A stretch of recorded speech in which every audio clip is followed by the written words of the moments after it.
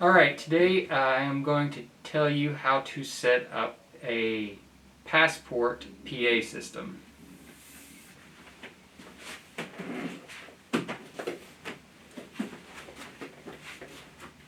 So this is a Fender Passport PA. We have, I guess we have this one. So there's a couple things right off the bat you're going to want to know about right here. The way these are the speakers, and there's this latch right here that pops the speakers loose. They're a little stiff and they're a little hard to put back on, so whenever you put them back together, you've really got to press that sucker down, especially if it's been off for a while. The seal in there expands slowly the longer it's open, so it's really hard to get that to latch sometimes. But anyhow, you just pop it loose. Now, while we're talking about these latches, the nice thing is if they do come loose while you're carrying this, like if it pops up, like that, if you don't have it latched all the way, it will still hold it on there a little bit. So they're a little fiddly, but they are what they are. Anyhow, pull off the speaker. They're pretty light, kind of awkwardly shaped, but they're not a lot to them. So this is made to be a very portable system. You wouldn't do arena shows with this, but you know, coffee houses or small venues. So those are your two speakers, okay? We'll get back to those in a minute. I'm going to set them down on the ground.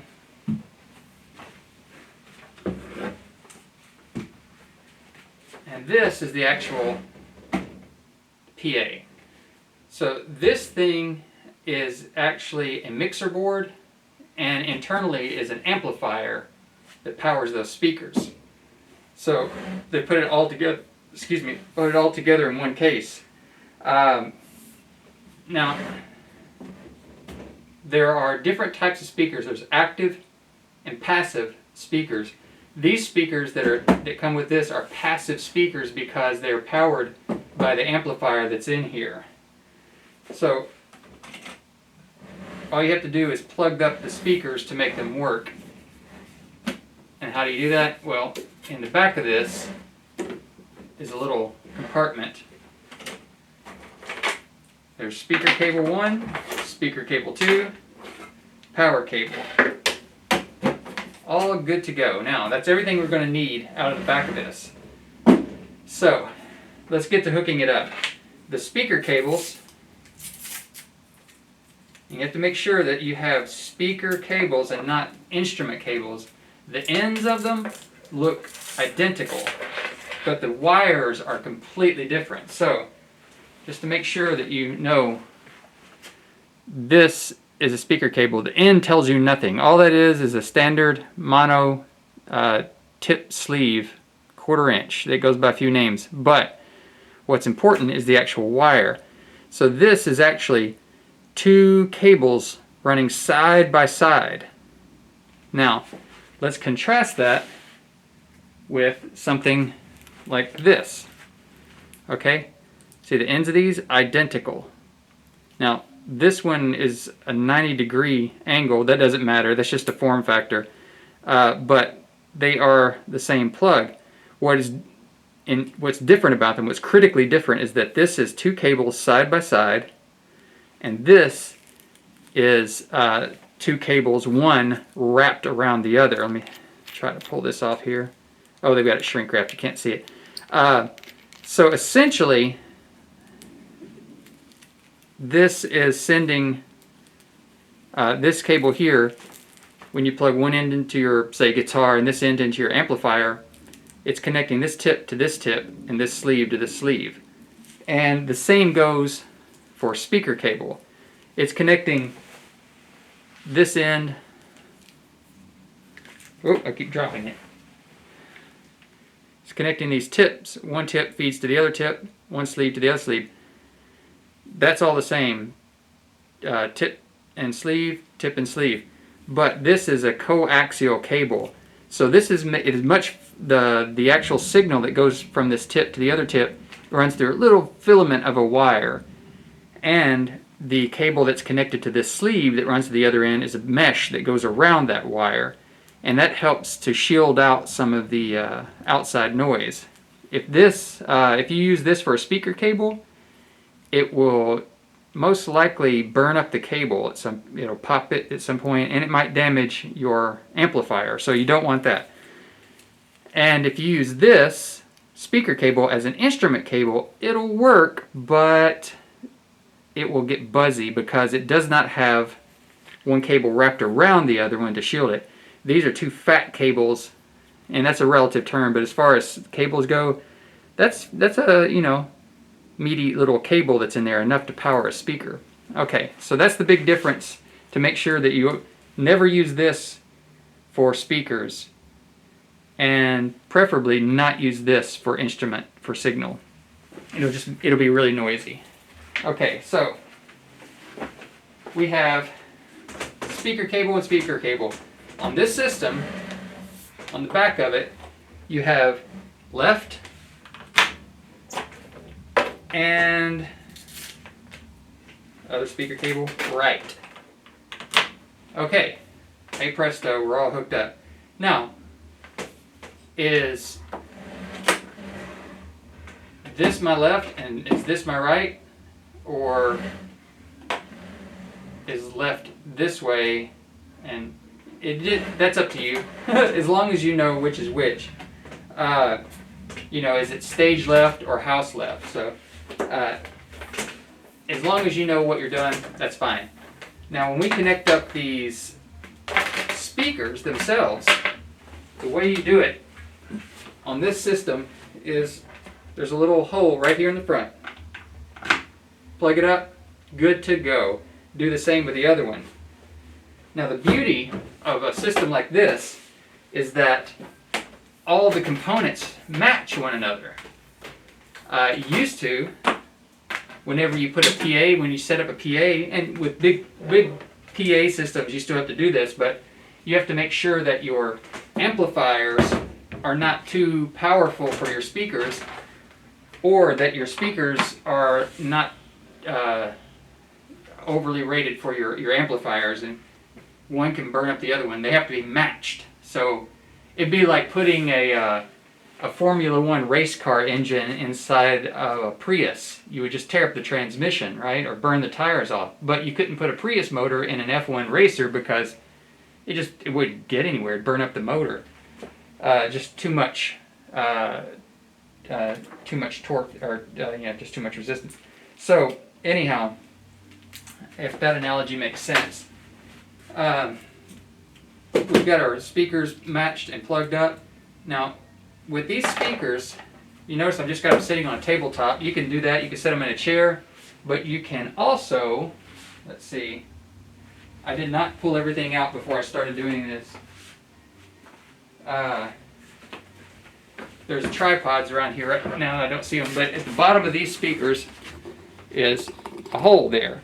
So you can get a speaker stand, and all it is a heavy-duty tripod. You set it, and then that tripod just sticks in there, and it'll hold it up. But in a case like, well, right now, when I don't have those tripods, or I don't know where they are, I just set them on top of a table, or set them on a chair, whatever you need to do. And you can set them on the floor.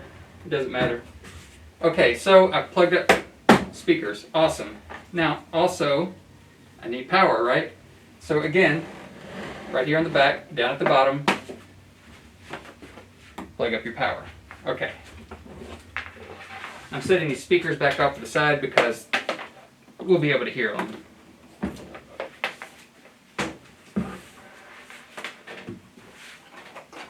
Now, I'm going to run an extension cable to the wall.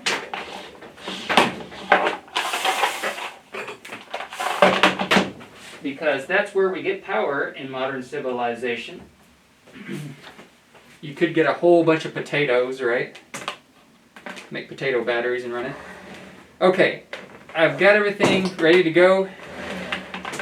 Now, before I give it power, I'm going to do a few things. One, I'm going to make sure it's off. Okay?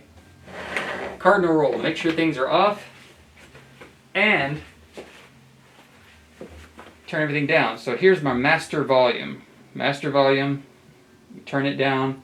And as a rule of thumb, I like to turn all the other volumes down because sometimes somebody may have left them turned up. So I'm just going to go across the board, turn them all down. Just boom, boom. Now we'll get back to that. So now I'm going to plug up give it some power. I'm reaching back here to turn it on. And we see a little bit of light here. Great. Okay, all good to go.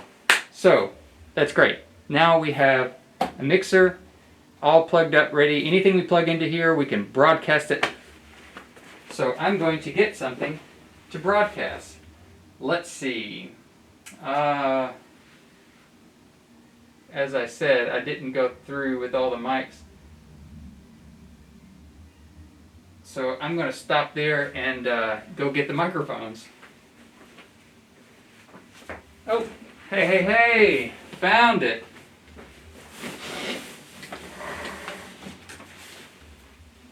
Now, these little Velcro pieces, anything like that, if you want to make it easier to keep up, you can just put it back in the back. Again, this back compartment, just push down this little tab, and it has these little shelves in here, and they can push up and down.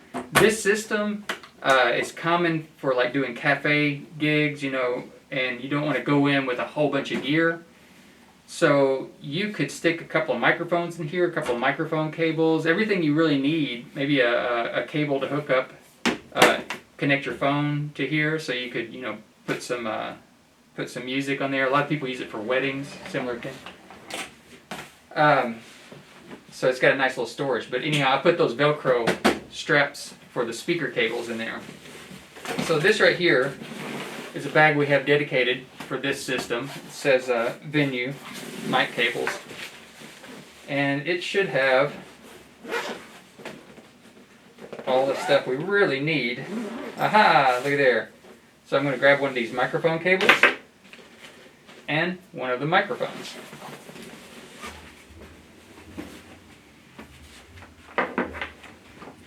So with a microphone cable, or an XLR, or a Canon connector. There's a few different names for this. But these are the ends of a microphone cable, or more specifically, the XLR. So some microphones are a little different, but you know, like 99% of what you'll encounter is going to be this. So you've got the male and the female here. The male has those 3 prongs in there, and the female is the counter, the mirror to that. So with these, they just plug up together. Now right now I've plugged the cable into itself. But if you'll notice, there's this little tab right there. If I pull, these won't come apart. I have to push this little tab in to pull that out. The beauty of an XLR cable is that you can connect up a whole bunch of these in a row if you need to. I don't recommend it. Just get a longer cable. But if you've got to go 20 feet and you only have 2 10-foot cables, get 2 of these. Stick them together. Works out great. Okay, so microphone. See, the end of a microphone is a male XLR connection. So I'm going to take my female XLR connection, and you have to line them up. So you can see there's this little tab here and a little notch there that helps you locate it. You push it in there until you hear it click. This one is fairly new, so it hadn't been used a lot, so it's still kind of stiff. Some of them, after being used for a few years, they really start to, wow, that's really stiff. But now it won't fall out. So now I can come up here and talk, whatever, and I don't have to worry about this dropping out. And now I'm going to plug up my microphone.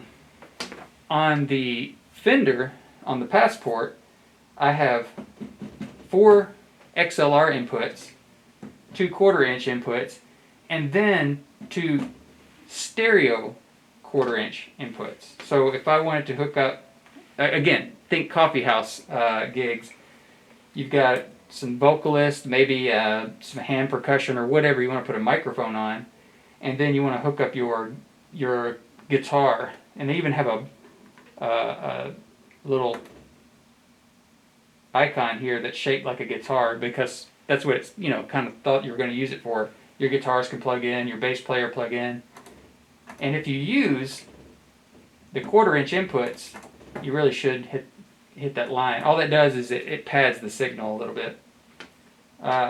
Now, again, I'm going to go back up. My choices are channels 1, 2, 3, or 4 using an XLR. I'm just going to pick one.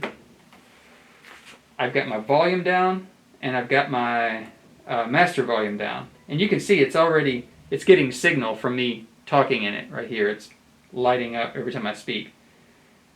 So if I want to adjust my volume for channel 1, this is where I do it. Now, if you can see we're not getting anything. I'm cranking it up. We're not going to get anything until I turn up the master volume. So check, check, check, check, check, check, check. All right, so now we are getting it out of the speakers. It's not the greatest sound. They're down on the floor pointing in random directions, but you can tell I'm speaking into the microphone through speakers. Now, basic controls for each channel. I've got treble, check, check, check. See, there's more sibilance. Check, check, check, check, check, check, and more roll off. Check, check, check, check, check, check, check. Be careful when you're adjusting this, because you can easily get feedback. Now, I'm going to turn the volume back down. Not my channel volume, but my master volume. I'm turning it down.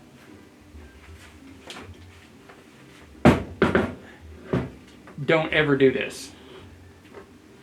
Now, whenever you're on stage, or whenever this is all live and plugged up, try to avoid getting the microphone in front of the speaker. Because what happens is the sound comes out into this microphone, and it goes back to the system, comes out, and it gets louder every time. And we get a squeal. We call that feedback. That's a feedback loop. It's taking all of what's coming out of here and feeding it right back into the system.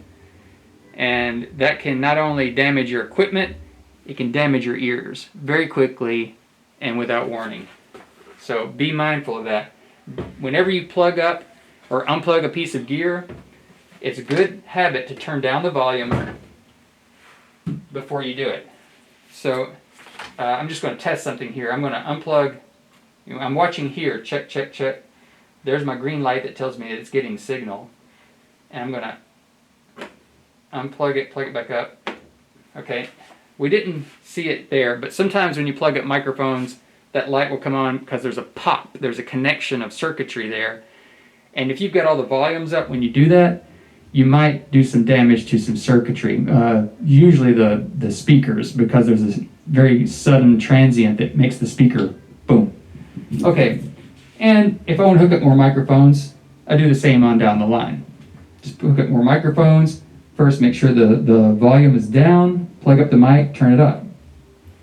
Now, there are some microphones. This is a dynamic microphone, and what that means is this microphone does not require any external power to operate it. It relies sheerly on the propagation of sound into the diaphragm to physically move this diaphragm that's inside of here. And when that diaphragm moves, it moves over a magnet, and the wires in that diaphragm create a pulse of electricity, which is translated into sound. Some microphones require external power. We call that phantom power. And it's usually 48 volts. Now, there are some that are not. Chances are, if you're using this system and you're using some type of condenser microphone, it's something that's roadworthy and it will take 48 volts. But if you've got your uncle's old recording studio microphone that's from Russia or whatever, don't plug it in here and turn on the phantom power. There's a good chance it's like a 9 volt or 12 volt condenser mic, and that would totally mess it up. It might burn it up and destroy it. So make sure that the microphone that you're plugging up into this system takes 48 volts. So, and how do we get that? we simply hit the phantom power. Now, as I said, this is a dynamic microphone. It does not require phantom power, but most microphones these days, especially Rode microphones, the performance microphones, they are designed to not be damaged if you give them phantom power, even though they don't need phantom power. Because when I hit phantom power, it gives it to all 4 XLR channels. So they're all right now getting phantom power, whether they need it or not. And I can go plug up any microphone now and it's going to work. But as a rule of thumb, if you don't need the phantom power, just leave it off. You probably don't need it. Sometimes also there are these things, if you're playing acoustic guitar, you might use something that's called a DI box. And sometimes DI boxes work by through using phantom power. So that's another time you might need that. But anyhow, there's the phantom power switch. From there, it's pretty straightforward. Like I said, don't see a big mixer or a bunch of knobs. Think of it, channel 1, you've got volume, treble, bass, reverb, and a pad if you need it. Sometimes microphones are super sensitive, or you're going to put it next to a super loud thing like a snare, and that snare doesn't really, it's distorting the signal. It's coming in too hot for this. Well, you can put this pad on there and it turns down the input gain. Yeah, okay. I think it's like 20 decibel cut or something like that. You can read the literature and find out more. But anyhow, you've got channel 1, and then channel 2 is exactly the same thing. Exactly the same thing. They're all identical. So you can think of every channel as just being, this is an 8-channel mixer. So anything I plug into it, I can adjust it right here individually. And then, again, master volume. If I've got my mix, like my lead vocalist, my backup vocalist, I've got my lead vocalist louder, my backup vocalist not quite as loud. I like that mix, but I need everything to be louder. Then, of course, the master volume to bring it all up, but still keep the balance. Now, over here on these last 2, if you'll notice, they're not only 1/4-inch inputs, but there's 2 of them. This is great if you have like a keyboard where it's got a left and right. You know, usually keyboards these days have a little bit, the sound a lot of times has a stereo sound, so when you get down to the low end of the keyboard, you hear more of the sound coming out of the left side, and then when you get to the high end of the keyboard, you hear more of the sound on the right side. So they emulate that by allowing you to plug into stereo inputs on the keyboard into a PA, and this will feed everything on the left input to the left speaker and the right input to the right speaker.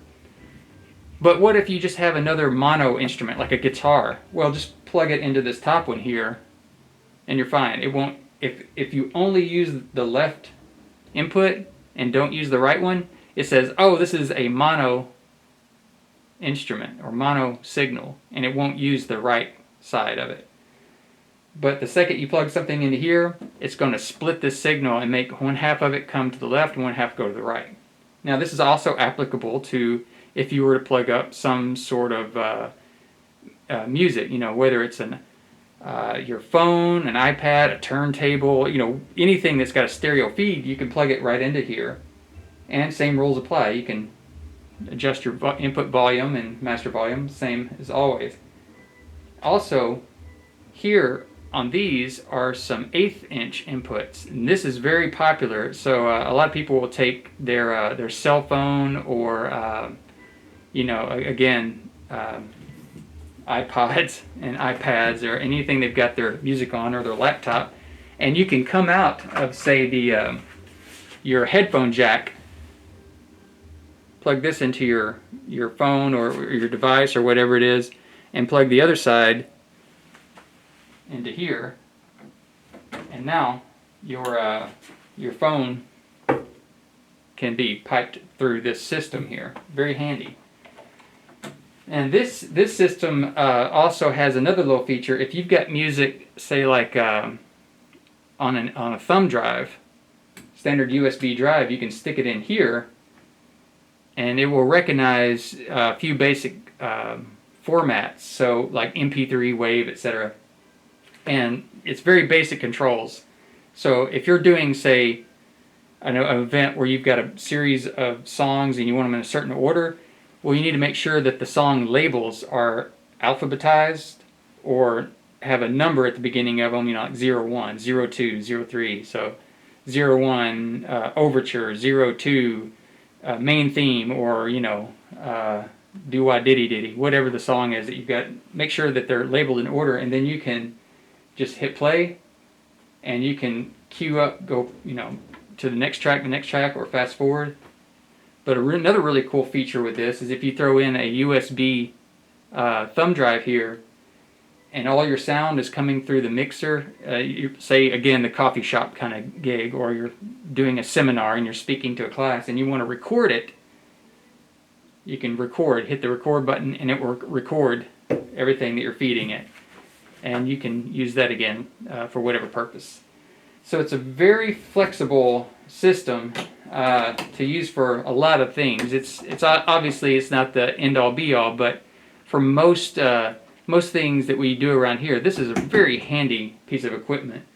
I didn't really get into something that there's another feature on here I rarely use, but if you'll notice this last knob on every channel, check, check, check, check, check, it's reverb.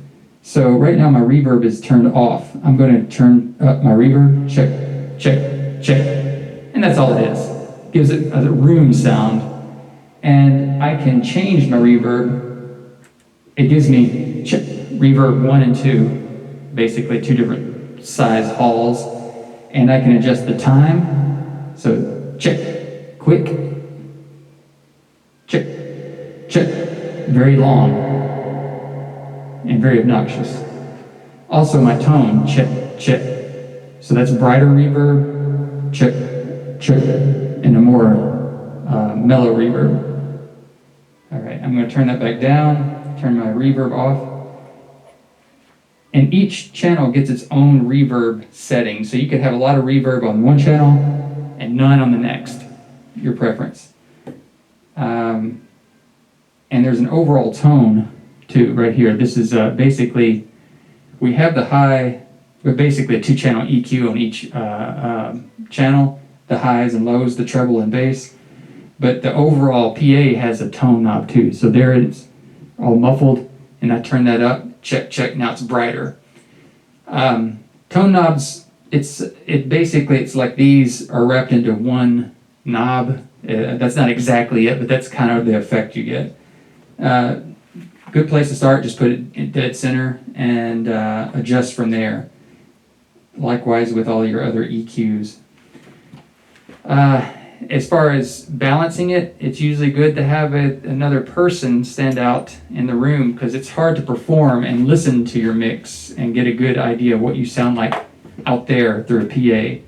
If your cables are long enough, you can walk out and listen, but definitely it's beneficial to have some help. All right, so we've got that basic PA set up.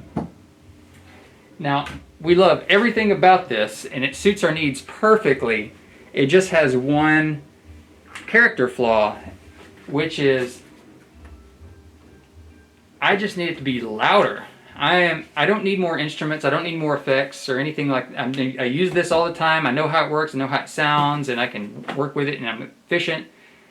I just need a little more, hey presto. So what you can do is you can supplement your sound. Scoot this over.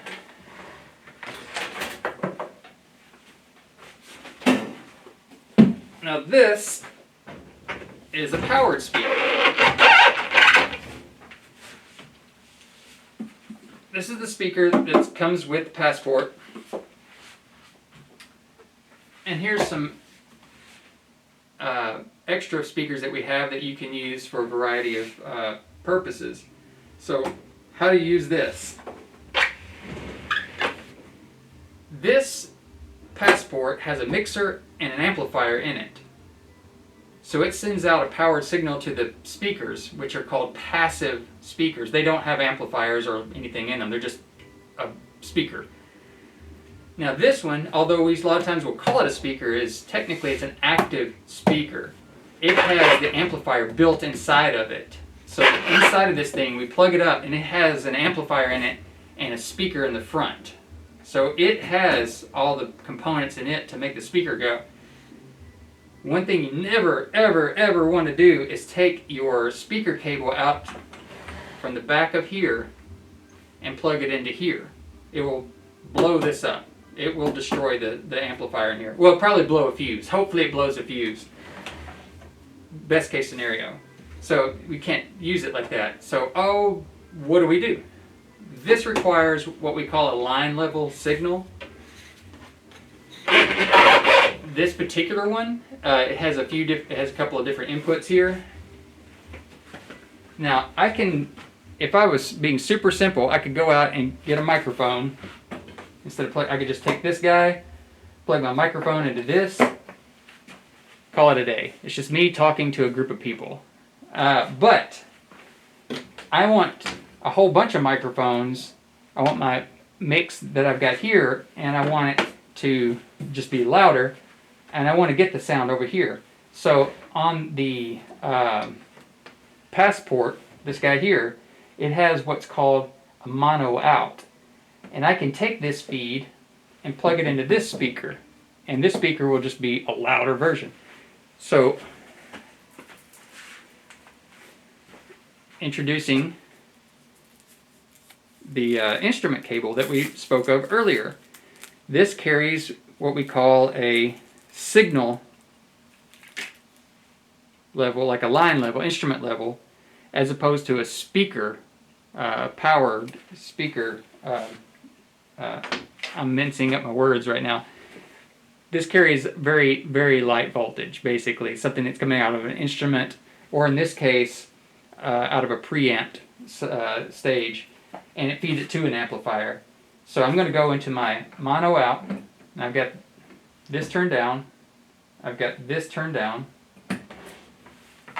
So I'm coming out of my mono out, and I'm going to plug into here. These are some really cool inputs. They allow you to put in XLRs as well as quarter-inch inputs. So I'm going to plug up there. Now what I don't have is power connected to it, so let me find a power cable. Okay. I apologize. I should have pulled everything out beforehand. Okay, I just noticed this is on right here, so I'm going to turn it off before I plug it up. And best practice, just leave that unplugged until you get power hooked up. Hooking up the power. Everything's turned down. I've plugged up my signal. This is coming out of here, out of my mono out. And this volume's down, right here. Coming into here, this volume's down. Powering up. Alright. So now, check. That's coming out of my Passport speakers. I want to come out of this speaker. So I'm going to check, turn it up. I haven't sent it anything, so I still need to turn it up here. Check. Oh boy, now that's really sending something. And I have to be really careful not to get feedback because it's getting a little bit loud. Now let's see here. If I turn down my master volume on my Passport, the Passport speakers are completely turned off now, or they get no signal, but this is still getting plenty of signal. So be mindful, this will not kill all of your signal. If you need to turn it all down, you also need to turn this down, right there. So this is independent output from the master out. Another cool thing you can do with this is if you're playing in a performance situation where you've got, say, a lead vocalist and some lighter instruments, and the whole band needs to hear that person, you could point your Passport speakers at the band and use them for monitors, and point these speakers at the crowd and use them for your mains speakers, is what we call them, mains. And if this is not enough, well, then what we can do is there's another output here. It's called through. It takes whatever you pump into it, takes it back out of here, and what I can do is take another XLR cable, plug it into this speaker there, and then plug the other end into another speaker. And I can hook up 2 of these, or 3 or 4 or 50, whatever. It can pass it on down the line. Now we only have 2 of these, but 2 of these will fill up a room. These are pretty loud, and they would be good if you were most venues that I've ever played at. Those would be fine. If these don't fill up the venue, there's chances are you have a sound man there working already, because you're in such a big venue. They've provided that for you. Whenever we're powering it all down and packing it all up, think of your signal path in a direction. It starts at the microphone. This is where the sound goes in. It feeds into this mixer, and in this case it comes out of this mixer into here, as well as its own amplifier. So I'm going to start at the very end, which is this guy. Turn it down, power it off. So now this speaker is off. I'm holding this up like I'm still talking into it. I'm unplugging that. So this is no longer in the mix. I can unplug it. It's done. Now my Passport's still on. So I'm going to turn that down.